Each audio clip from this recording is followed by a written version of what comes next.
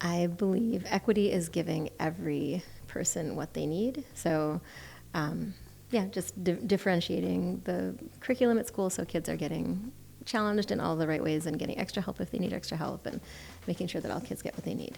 Particularly looking at it, education, I think of equity as being something up front that we do to try to like make the playing field even, right? So different people need different things in order to access curriculum, whatever it may be, right? I think it needs to be about more than just what are we doing up front so that everybody can access the same thing. I think we need to look at ultimately what it is we expect from people down the line. And that when I look at the schools kind of have one major outcome, and that's go to college, right? I don't necessarily know that that's equitable or wise. And so I think our schools need to sort of expand on all these different possibilities that are out there for people. So to me, equity is more than about just giving people whatever they need so that they are all at the same starting point. It needs to be continuing, but I also think it needs to be more realistic. And the college, especially at age 18, where your brain is still developing, is maybe not the only outcome we should expect.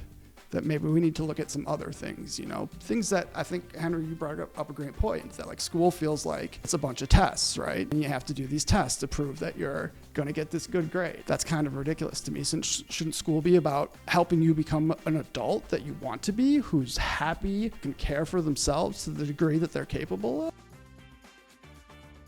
I believe that equity is giving kids, each child, what they need, and equality is giving everybody sort of the same thing. Equality is giving everybody the same thing. That's the idea, right? Everybody gets, it's fair if we all have the same thing. We're all different individuals with different strengths, different weaknesses, and equity is about balancing that, and that sometimes we need a little extra support. Sometimes we're in a position where we can support others. So we don't start in the same, we don't come from the same place. We don't have the same body. We don't have the same brain. We all, everybody's thinking differently, and it's recognizing that and helping everybody kind of get to this same spot, which I think is a problem because we're all different and we don't need to all end up at the same spot.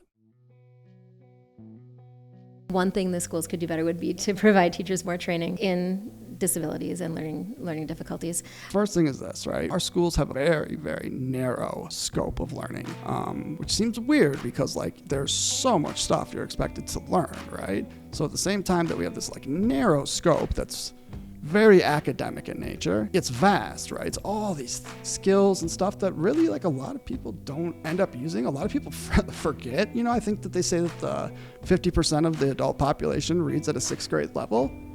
Maybe that's all right. Maybe that's what they need. 12th grade level is a pretty high reading level, actually.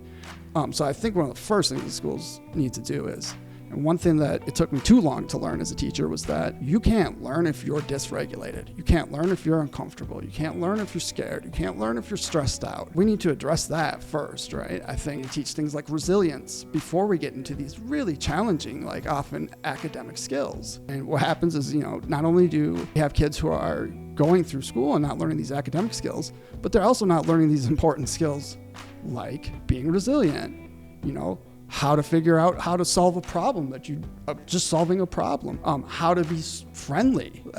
What we end up doing is more than about schools being equitable. The community needs to be equitable too. Well, I think schools should be fun. Kids should feel safe. They should feel invested in their learning. They should feel engaged in their learning. And teachers should, feel those things too. We should feel safe and we should feel supported by the school and the community. So this is all right. So my question I want you to think about, I don't want the answer right now, but is because you just talked a lot about how people overcome difficulty, right? And that I think part of what you're saying too is you're always going to face challenges in life. But what is the difference between the person who is able to overcome those difficulties and versus the people who maybe aren't, right? Is it something individual about them? Is it an issue of equity? And how do we help? How do we help people with that? So think about that. That's a big question.